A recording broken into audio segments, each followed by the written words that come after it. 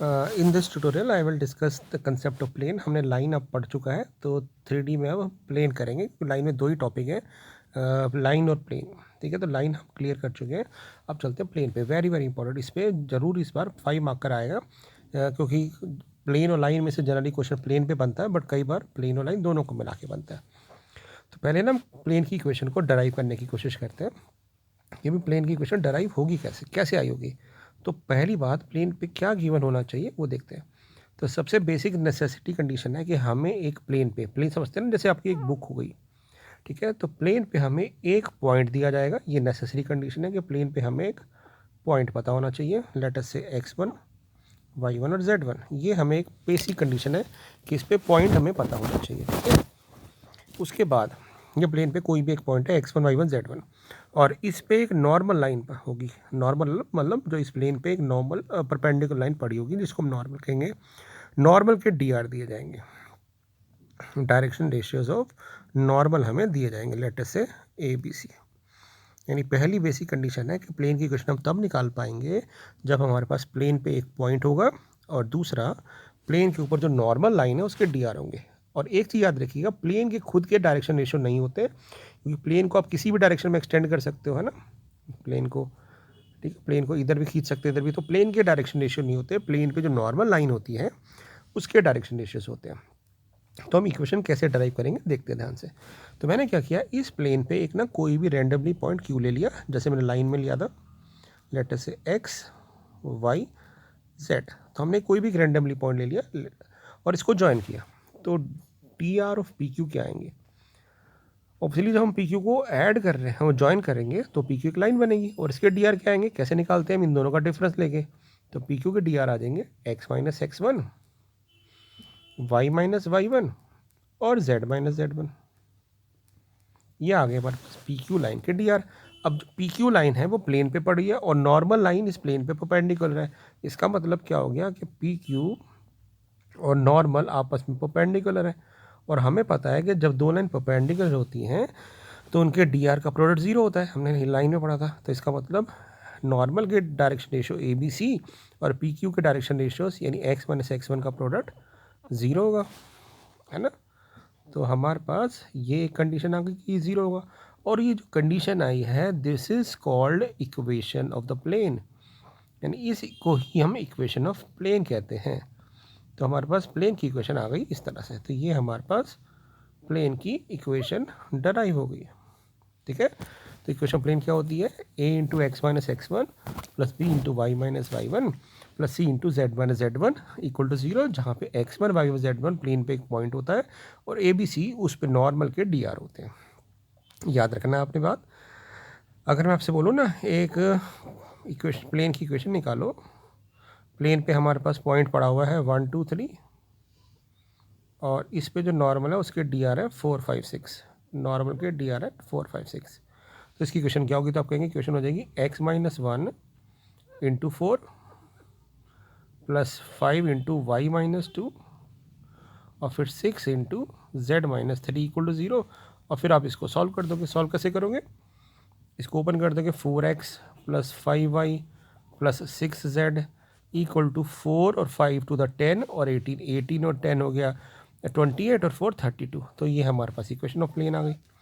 तो equation of plane हम इस तरह निकाल सकते हैं, यानी इक्वेशन ऑफ प्लेन में हमें एक लाइन दी होनी चाहिए जो नॉर्मल होगी और उसके डी आर, और हमें प्लेन पे एक पॉइंट पता होना चाहिए। ये बिल्कुल बेसिक कंडीशन है।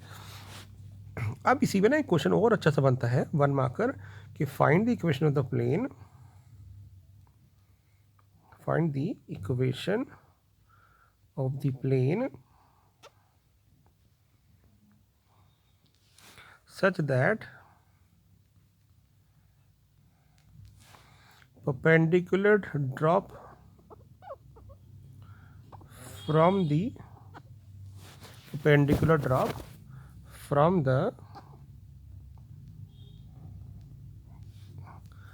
the point, कोई एक पॉइंट दिया जाएगा, perpendicular drop from 1 to 3 meets the plane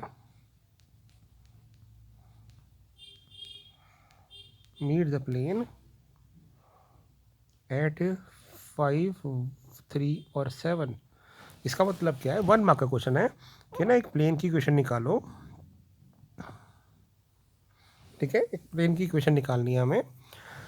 वो कह रहा है हमने एक पॉइंट से जो था 1, 2, 3 इससे परपेंडिकुलर ड्रॉप किया, और परपेंडिकुलर जब ड्रॉप किया तो ये प्लेन पे जाके मिला 5, 3, 7 पे। तो क्या हम इतने इन्फॉर्मेशन से इक्वेशन ऑफ प्लेन निकाल सकते हैं?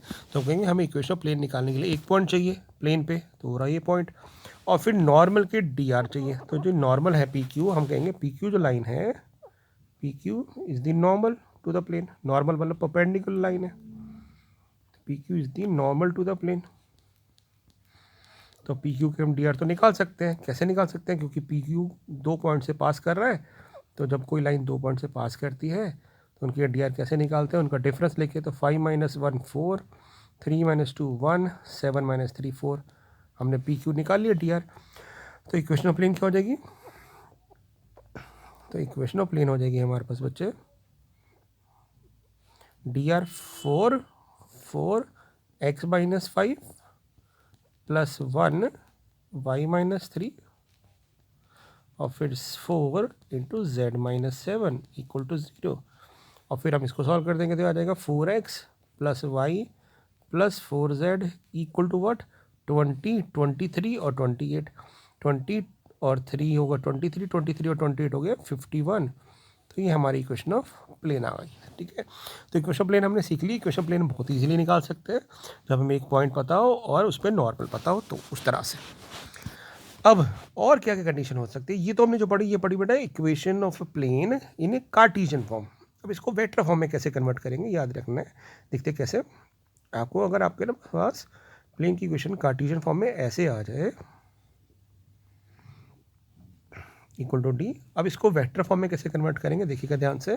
हम क्या करेंगे, एक सिंपल सा रूल बताता हूँ वेक्टर फॉर्म में कैसे कन्वर्ट करेंगे। हम लिखेंगे आर वेक्टर डॉट, और फिर ना एक्स वाई जेड के जो कोफिशिएंट हैं उनका एक वेक्टर बना देंगे, यानी ए बी सी का ए आई बी जे और सी के, और = लिख देंगे डी। तो ये जो हमारे पास इक्वेशन आ जाएगी, ये आ जाएगी equation of plane in vector form. ये तो हमने डायरेक्ट लिख दिया, बट क्या हमने रट्टा थोड़ी मारना है, हमने समझना है कैसे आई होगी। तो मैंने क्या किया, ध्यान से देखना। तो क्या मैं इस पार्ट को वेक्टर फॉर्म में लिख सकता हूँ? तो मैं कहूँगा हाँ लिख सकता हूँ कि ये एक तरह से x और a का प्रोडक्ट है। तो मैं इसको लिख देता हूँ xi × ai, क्योंकि हमें पता है जब डॉट पर लेते हैं तो ith कंपोनेंट को i से मल्टीप्लाई करते हैं। फिर इसको लिख सकता हूँ yj, तो साथ में लिख देता हूँ bj कैप, फिर लिख देता हूँ ck कैप, और इधर लिख देता हूँ z के कैप लिख देता हूँ, और इधर लिख देता हूँ मैं ck कैप, और = d वेक्टर या d। तो मैंने आपको बताया था लाइन के अंदर ये वेक्टर तो आर वेक्टर होता है, जनरल वेक्टर होता है ना, जब मैंने लाइन की इक्वेशन ड्राइव की थी। तो ये मेरे पास जो आ गई, ये मेरे पास आ गई वेक्टर इक्वेशन ऑफ प्लेन। तो इस तरह से हम प्लेन की वेक्टर इक्वेशन को निकाल सकते हैं। यानी अगर आपसे मैं पूछूं कि ना 2x + 3y + 4z = 5, इसकी वेक्टर इक्वेशन क्या होगी? तो आप कहेंगे वेक्टर इक्वेशन हो जाएगी आर वेक्टर डॉट, आप x, y और z के कोफिशिएंट को i j के लगा दोगे इस तरह से, और = 5 रख दोगे, तो ये बन जाएगी हमारे पास vector equation of line of a plane, sorry, है ना। तो इस तरह से हम वेक्टर इक्वेशन निकाल सकते हैं। और अगर वेक्टर से लाइन की कार्टेशियन फॉर्म निकालनी हो तो आपको वो भी निकाल सकते हैं। अगर मैं को भी, मेरे पास ना ये वेक्टर फॉर्म है -i + j + k = 3, तो इसकी कार्टेशियन इक्वेशन क्या होगी? तो आपको बहुत सिंपल है, i को लिख दोगे x के इक्वल, y को लिख दोगे j के इक्वल, और k को लिख दोगे z के इक्वल। तो ये मेरे पास जो इक्वेशन आ जाएगी, ये मेरे पास कार्टेशियन इक्वेशन आ जाएगी। ठीक है, ये तो हुआ बहुत बेसिक। तो अभी तक हमने प्लेन की इक्वेशन निकालनी सीख ली, जिसमें हमें एक पॉइंट पता होना चाहिए प्लेन पे, और उस पर जो नॉर्मल है वो पता होना चाहिए। फिर हमने एक वेक्टर फॉर्म और कार्टेशियन फॉर्म सीख ली, जिसमें हम कार्टेशियन से वेक्टर, वेक्टर से कार्टेशियन बना सकते हैं। अब एक बहुत इंपॉर्टेंट बात याद रखनी है कि जब भी, जैसे मैंने आपको बताया बच्चे कि ना ax + by + cz = d, इसको मैं वेक्टर फॉर्म में कैसे लिखूंगा? इसको वेक्टर फॉर्म में लिखूंगा r vector ai cap bj cap ck cap = d, ऐसे लिखूंगा। तो इसमें जो ये वेक्टर होता है, ये ये होता है नॉर्मल वेक्टर के डी आर। तो ना इसको हम कहते हैं नॉर्मल वेक्टर, इसको हम कहते हैं नॉर्मल वेक्टर है ये। तो जब तक ये नॉर्मल वेक्टर है तो डी कुछ डिनोट नहीं करना पर्टिकुलर। बट अगर ये कैसे भी करके अगर ये यूनिट वेक्टर बन जाए तब उस केस में याद रखना, जब भी ये यूनिट वेक्टर बन जाएगा तो उस केस में जो ये कांस्टेंट होता है ये रिप्रेजेंट करता है डिस्टेंस ऑफ प्लेन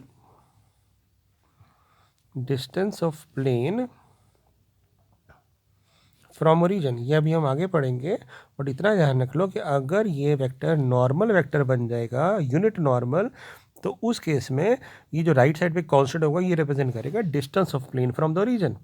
ठीक है, अब इस पे इसी कंसेप्ट पे बेस क्वेश्चन कैसे बन सकता है। ठीक है, क्वेश्चन कैसे बन सकता है, देखिए आपको ना एक इक्वेशन दे देंगे प्लेन की, ठीक है, इस तरह से, और कहेंगे कि आप ना डायरेक्शन कोसाइन निकालो नॉर्मल के, डायरेक्शन रेशियो की जगह डायरेक्शन कोसाइन निकालो नॉर्मल के, किसके, नॉर्मल के, नॉर्मल टू द प्लेन के, और उसकी डिस्टेंस निकालो ओरिजिन से। तो पहले आपने इसको वेक्टर फॉर्म में कन्वर्ट कर देना। आप कहना इसकी वेक्टर फॉर्म क्या हो जाएगी, i cap plus j cap plus k cap equal to 0 equal to 3। ठीक है, अब ये तो नॉर्मल वेक्टर बन गया, तो नॉर्मल वेक्टर तो हमारे पास आ गए, यानी हमारे पास डायरेक्शन रेशियोज तो आ गए नॉर्मल के। बट मैं चाहता हूँ डायरेक्शन कोसाइन निकालना, तो डायरेक्शन कोसाइन कैसे निकालेंगे, डायरेक्शन रेशियो से डायरेक्शन कोसाइन कैसे निकालते हैं, आपको याद हो वेक्टर में, तो हम क्या करते हैं इसके नॉर्मल के जो भी ये वेक्टर है उसके मैग्नीट्यूड से डिवाइड कर देते हैं। तो जैसे ही हम ये डिवाइड करेंगे तो इस साइड भी डिवाइड कर रहा है तो इस साइड भी करेंगे, तो जैसे ही डिवाइड करेंगे तो अब जो ये वेक्टर बन गया ये वाला पार्ट, ये बन गया यूनिट नॉर्मल वेक्टर, है ना, यूनिट नॉर्मल। यूनिट क्यों कह रहा हूँ, क्योंकि इसका मैग्नीट्यूड 1 आ रहा है। तो हम कह रहे हैं कि यहाँ पे जो वेक्टर बना है ये यूनिट वेक्टर बन गया है, और मैंने आपको बताया था जब भी ये यूनिट वेक्टर बन जाएगा तो उस केस में जो ये चीज़ आएगी ये डिनोट करेगी उसकी डिस्टेंस फ्रॉम द ओरिजिन। तो हम कहेंगे डिस्टेंस ऑफ प्लेन क्या है हमारे पास, distance of plane from origin क्या होगा, तो आप कहेंगे फ्रॉम ओरिजिन हो जाएगा हमारे पास √3, और डी सी क्या हो जाएंगे नॉर्मल के, D C of normal to plane, तो D C of normal to plane हो जाएंगे हमारे पास इस नॉर्मल वेक्टर के कंपोनेंट। तो ये आ जाएंगे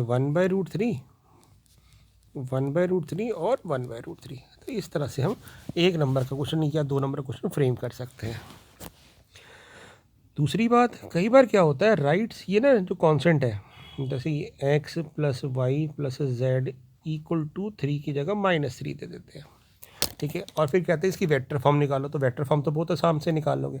बट अगर कहते हैं कि इसकी डिस्टेंस भी निकालो फ्रॉम द ओरिजिन, तो उस केस में आपने ध्यान रखना है कि जो राइट साइड पे कांस्टेंट है इसको पॉजिटिव करना ज़रूरी है।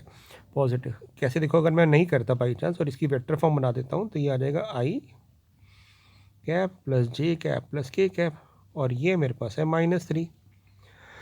अब मेरे पास नॉर्मल वेक्टर ये है, नॉर्मल वेक्टर है, यहाँ तक तो कोई प्रॉब्लम नहीं है। बट अगर मैं बोलूँ इसको इसकी डिस्टेंस निकालो ओरिजिन से, तो उसके लिए हमें पहले इसको यूनिट नॉर्मल बनाना पड़ेगा। तो मैंने क्या किया, इसको इसके मैग्नीट्यूड से डिवाइड कर दिया √3 से। √3 से जैसे ही डिवाइड किया मैंने, तो राइट साइड पे भी करूँगा तो ये आ जाएगा √3, क्योंकि 3/√3। बट डिस्टेंस तो कभी नेगेटिव नहीं हो सकती, तो इसको पॉजिटिव करने के लिए आप क्या करोगे, इस पूरी इक्वेशन को माइनस से मल्टीप्लाई कर दोगे। जैसे ही आप इसको माइनस से मल्टीप्लाई करोगे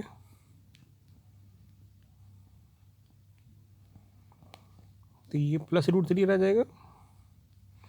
अब मैं कहूँगा कि मेरे पास डायरेक्शन कोसाइन ऑफ नॉर्मल क्या हो जाएंगे, direction cosine of normal to the plane, direction cosine of normal to the plane हो जाएंगे मेरे पास -1/√3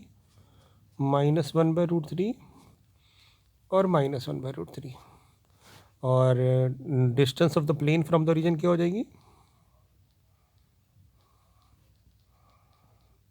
distance of plane from origin वो हो जाएगी मेरे पास √3। तो याद रखना है कि अगर ऐसा कोई क्वेश्चन फ्रेम होता है तो हम उसमें राइट साइड पे कांस्टेंट फ्रेम करेंगे। ठीक है, ये तो वो बिल्कुल बेसिक चीज़ें अबाउट द प्लेन, यानी प्लेन की इक्वेशन हमने निकालनी सीख ली एक पर्टिकुलर केस में, जब हमें प्लेन पे पॉइंट पता हो और नॉर्मल की डी आर पता हो। फिर हमने कार्टेशियन से वेक्टर, वेक्टर से कार्टेशियन निकालना सीख लिया, ठीक है। ओके, ये तो हो गया बेसिक चीज़ें। फटाफट अब और देखते हैं। एक चीज़ और, प्लेन की ना एक इंटरसेट फॉर्म भी होती है, इंटरसेट फॉर्म ऑफ प्लेन, एक वो भी बता देता हूँ मैं, इंटरसेट फॉर्म ऑफ प्लेन। जैसे इंटरसेट फॉर्म लाइन की होती थी, उसी तरह से इंटरसेट फॉर्म ऑफ प्लेन भी होती है। जैसे अगर कोई भी प्लेन अगर इस फॉर्म में है, x by a plus y by b plus z by c equal to 1, तो उस केस में ये जो x के नीचे टर्म है इसको कहते हैं x इंटरसेप्ट। इंटरसेप्ट का मतलब है कि ये प्लेन एक्स एक्स को कहाँ कट करेगा और ओरिजिन से उसकी डिस्टेंस कितनी होगी, ठीक है ना। b होगी हमारे पास लेंथ ऑफ y इंटरसेप्ट, और c हो गया z इंटरसेप्ट।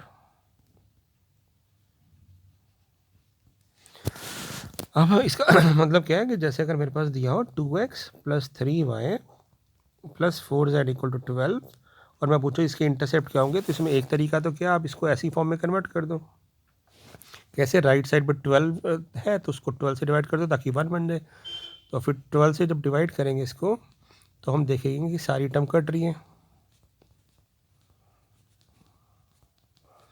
ये कट जाएगा, तो ये आ जाएगा x/6, ये आ जाएगा y/4, ये आ जाएगा z/3 इक्वल टू 1, ठीक है ना, ये आ जाएगा। तो मेरे पास x इंटरसेप्ट क्या हो गया, हम कहेंगे x इंटरसेप्ट हो जाएगा, x इंटरसेप्ट हो जाएगा 6, y इंटरसेप्ट हो जाएगा मेरे पास 4, और z इंटरसेप्ट हो जाएगा मेरे पास 3, क्योंकि z के नीचे। तो ये हुआ एक अप्रोच और यही बेस्ट है।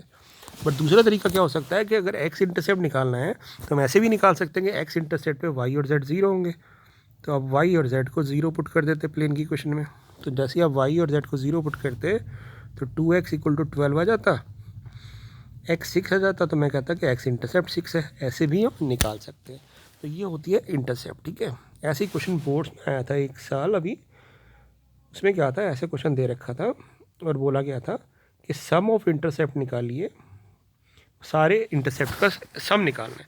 तो पहले हम एक्स इंटरसेप्ट निकाल लेते हैं। कैसे, पहले इसको स्टैंडर्ड फॉर्म में कन्वर्ट किया 12 से डिवाइड करके, तो -2x/12 हो गया, 2 से 12 काट दिया 6, और ना माइनस को नीचे ले आएंगे क्योंकि एक्स वाई जेड पॉजिटिव होने चाहिए। 3 से काटा तो ये 4 हो गया, और z को काटा तो 3 हो गया। अब मेरे पास x इंटरसेप्ट क्या मिल रहा है, x इंटरसेप्ट मिल रहा है -6, y इंटरसेप्ट क्या मिल रहा है 4, और z इंटरसेप्ट मिल रहा है 3। तो सबका सम कितना होगा, तो कहेंगे सम ऑफ इंटरसेप्ट्स हो गया मेरे पास, सम ऑफ इंटरसेप्ट्स हो गया मेरे पास -6 + 4 + 3, तो सम ऑफ इंटरसेप्ट हो गया 1। तो इस टाइप का क्वेश्चन भी बन सकता है, ठीक है। एक बार एनसीईआरटी के क्वेश्चन देखते हैं ज़रा, इन इसी जो हमने टॉपिक किया ना अभी तक, उस पर एनसीईआरटी के क्वेश्चन भी फटाफट देख लेते हैं, ठीक है।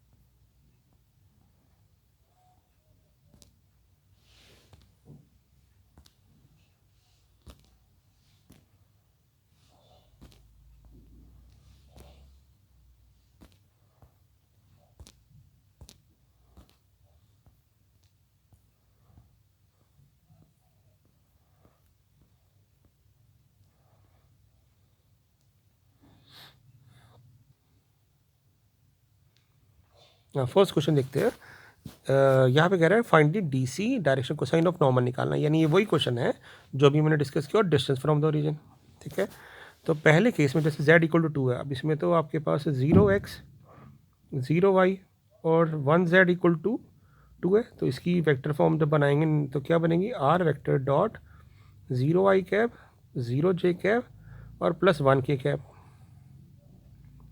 Equal to 2। तो मेरे पास ये हमारा डायरेक्टली नॉर्मल वेक्टर आ रहा है, तो नॉर्मल के कोसाइन डायरेक्शन कोसाइन क्या हो जाएंगे, तो कहेंगे नॉर्मल के डायरेक्शन कोसाइन हो जाएंगे 0 0 1, और डिस्टेंस फ्रॉम द ओरिजिन क्या हो जाएगी, जो राइट साइड पे होती है डिस्टेंस हो जाएगी 2।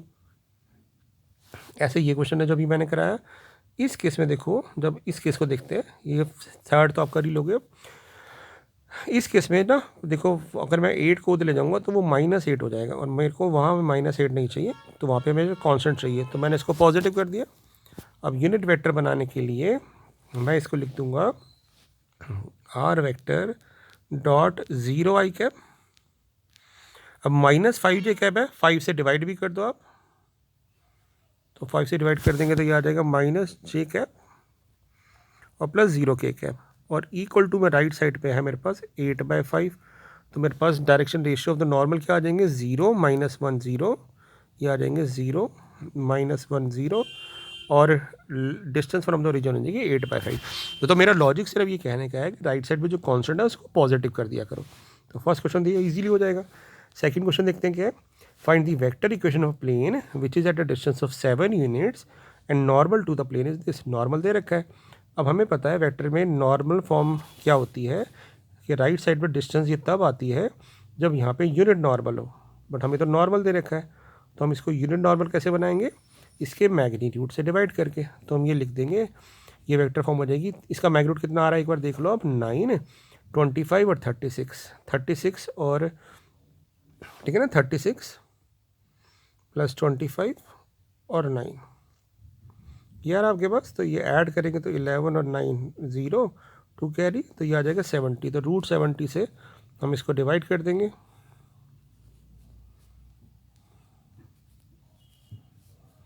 और ये बन गया यूनिट नॉर्मल वेक्टर। उस केस में फिर राइट साइड पे जो आएगा वो डिस्टेंस होती है, तो ये हमारा आंसर आ जाएगा। अब कुछ बच्चे इसमें √70 को राइट साइड पे भी डिवाइड कर देंगे, जबकि गलत है।